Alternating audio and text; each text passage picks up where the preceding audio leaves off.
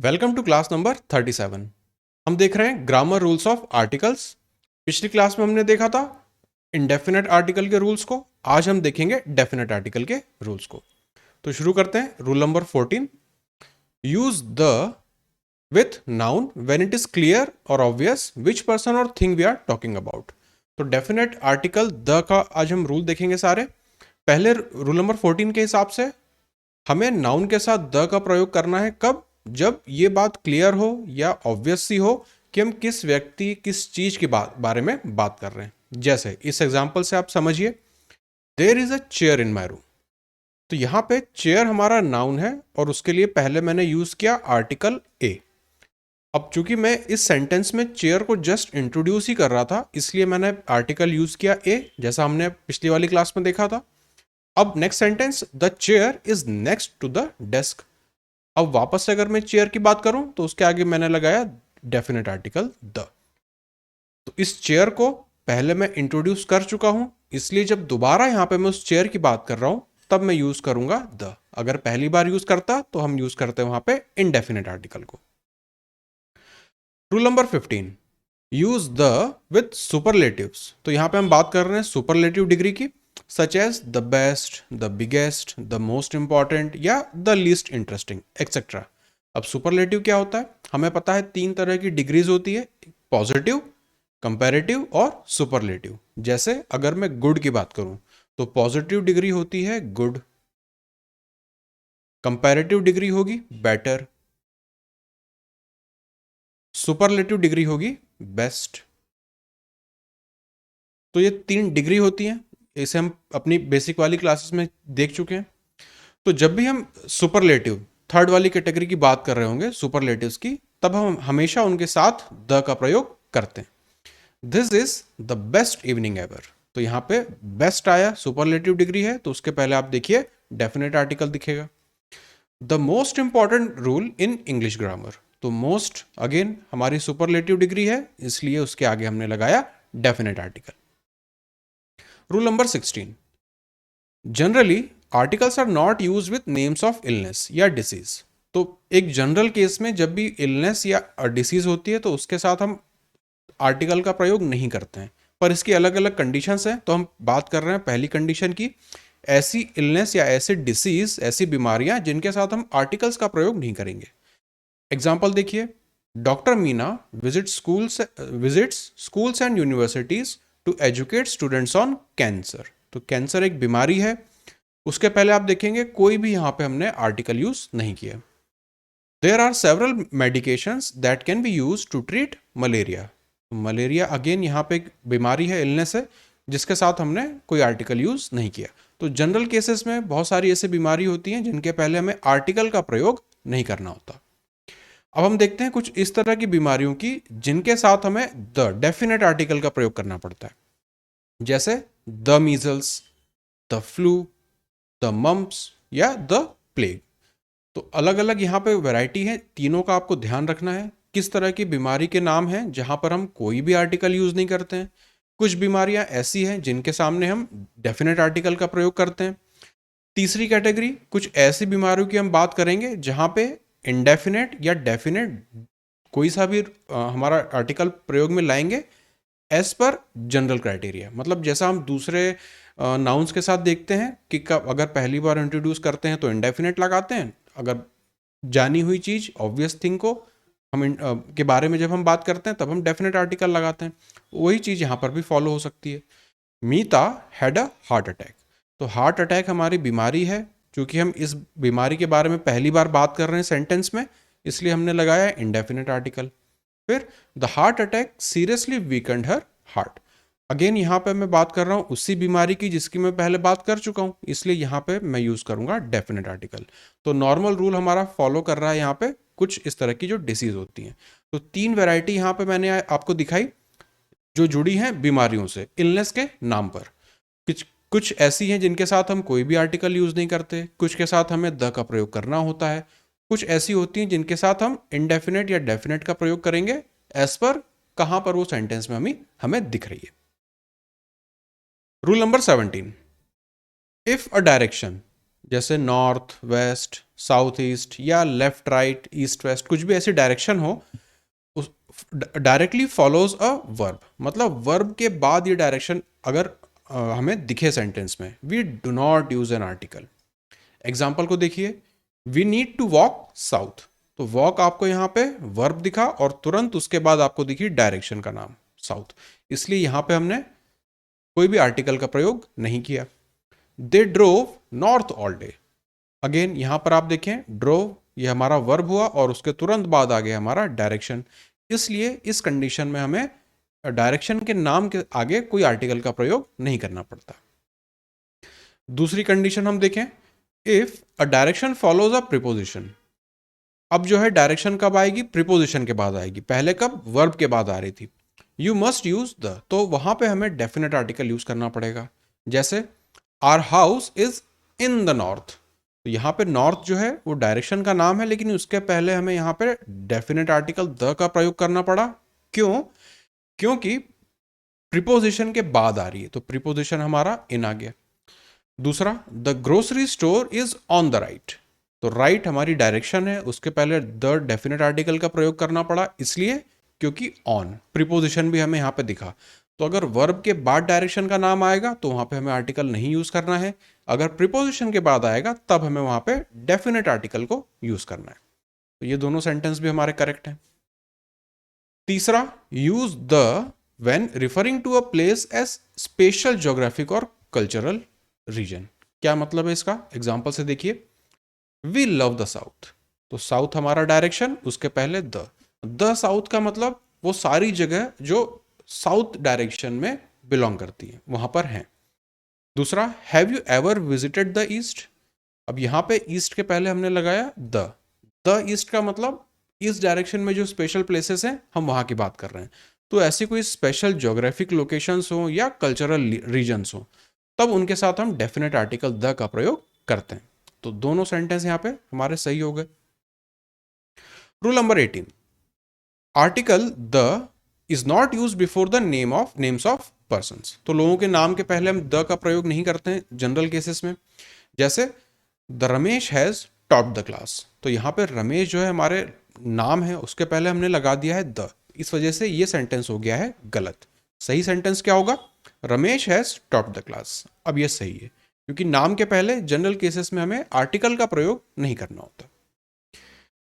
The can be used with plural family names to refer to family as a group if it is powerful and well recognised family, तो generally जब हम एक total Klein एक पूरी family को as a group में हम treat करते हैं तब उनके नाम के आगे हम द का प्रयोग कर सकते हैं, जैसे the Gandhis are very powerful in Indian politics, तो यहाँ पे गांधी फैमिली की बात हो रही है इसलिए उनके पहले हमने द आर्टिकल का प्रयोग किया, तो ये सेंटेंस सही हो गया। The Bachchans are originally from Allahabad, अब यहाँ पे बच्चन फैमिली की बात हो रही है इसलिए उनके पहले यहाँ पे हमने द आर्टिकल का प्रयोग किया, ये सेंटेंस भी हमारा सही है। Rule number 19, the can be combined with certain adjectives to refer to a group, जैसे the blind, the elderly, the rich, the French, the powerful, तो वो एक पूरे ग्रुप को रिप्रेजेंट करने लगता है। ऐसी प्रॉपर्टी हम पहले भी एक बार देख चुके हैं तो ये हमारे लिए अब नई चीज नहीं है। एग्जाम्पल देखें, अगर the organisation helps the elderly, तो द एल्डरली का मतलब बूढ़े लोगों की ऑर्गेनाइजेशन ये हेल्प करता है, तो यहाँ पे द एल्डरली वो उस पूरे ग्रुप के बारे में हो गया जहां जो बूढ़े लोगों को रिप्रेजेंट करता है, द एल्डरली। तो एक एल्डरली की बात नहीं हो रही है, एक वृद्ध व्यक्ति की बात नहीं हो रही है, वृद्ध व्यक्तियों के पूरे समूह की एक साथ हम उन्हें ट्रीट कर रहे हैं एज अ ग्रुप, तो द एल्डरली।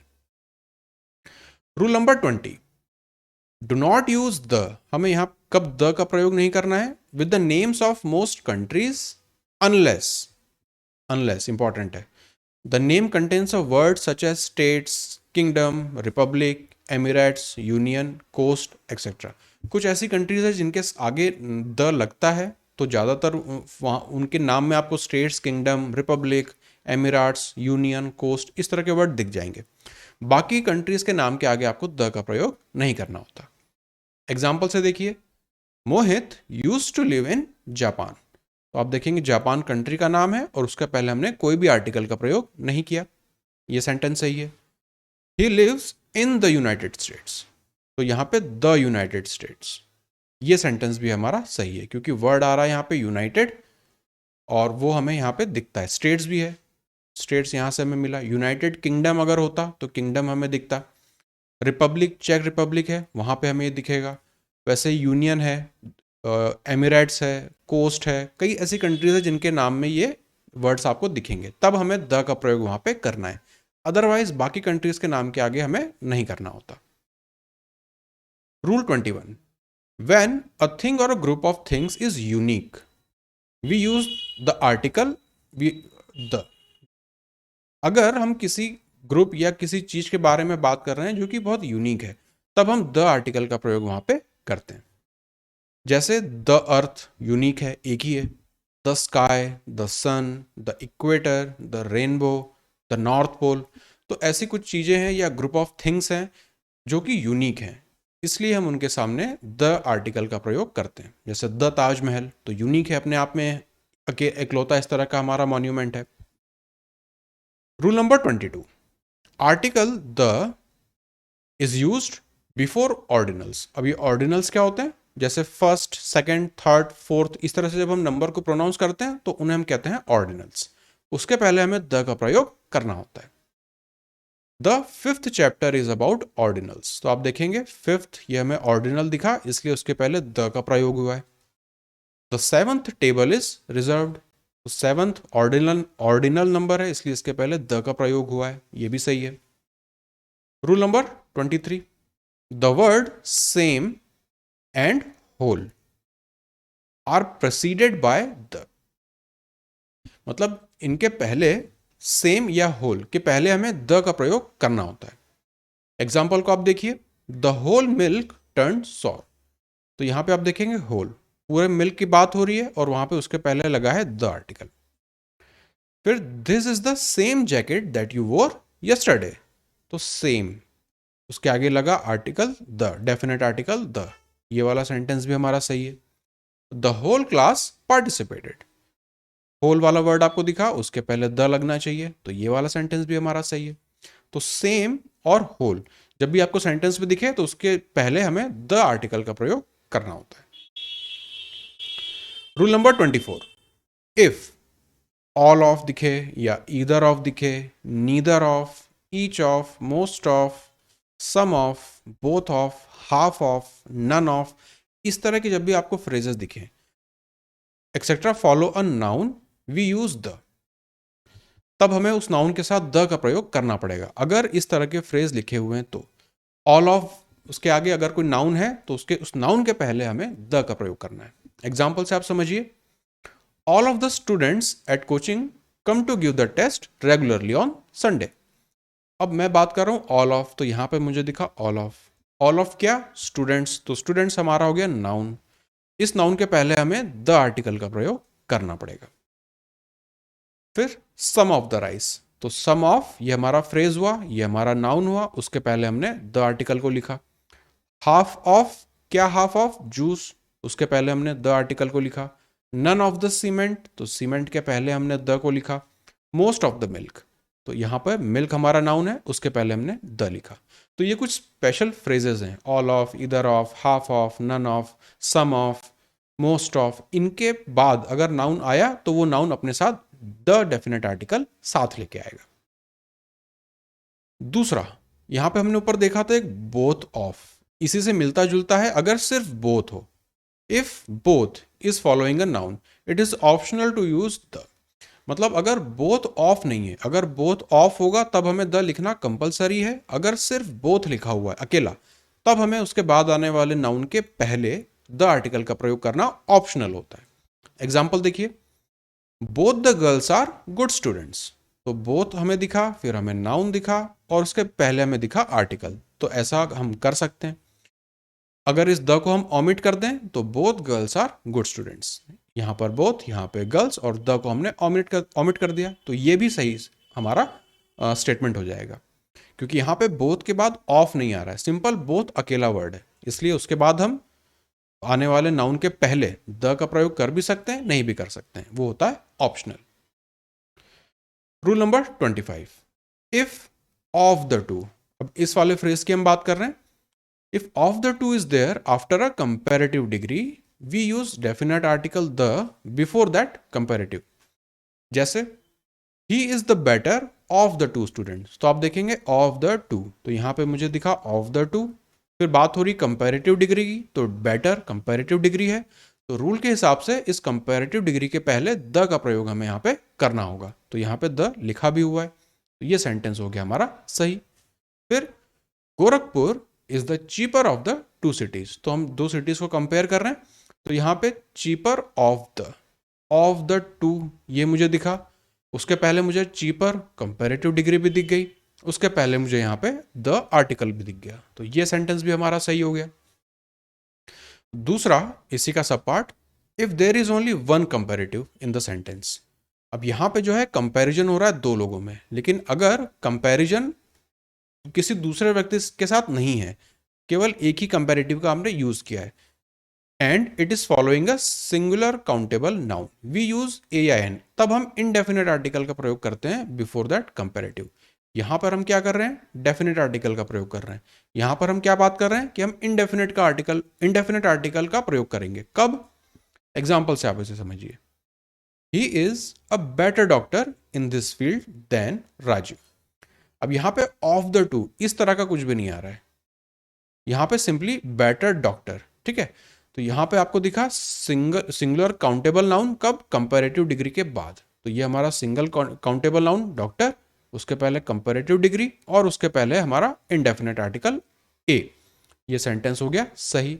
फिर this is a cheaper version than that one, तो चीपर हमें कंपैरेटिव डिग्री दिखी, उसके बाद हमें दिखा वर्जन, इसलिए इसके पहले हमें दिखा इंडेफिनेट आर्टिकल, तो ये वाला सेंटेंस भी हमारा हो गया सही।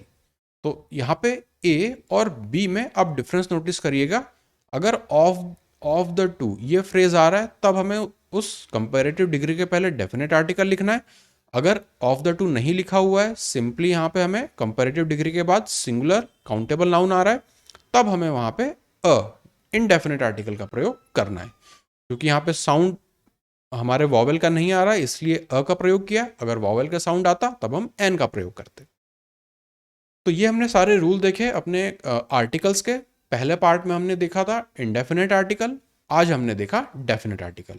और भी छोटे छोटे इसमें रूल्स बहुत सारे चलते हैं कि न्यूज़पेपर के साथ में आप किस तरह से किस आर्टिकल का प्रयोग करेंगे, माउंटेन रेंजेस के साथ आप किस तरह के आर्टिकल का प्रयोग करेंगे। तो वो बहुत सारी डिटेल्ड चीज़ें हैं, छोटी छोटी हैं, उन्हें आप बुक से रिफ़र करिएगा।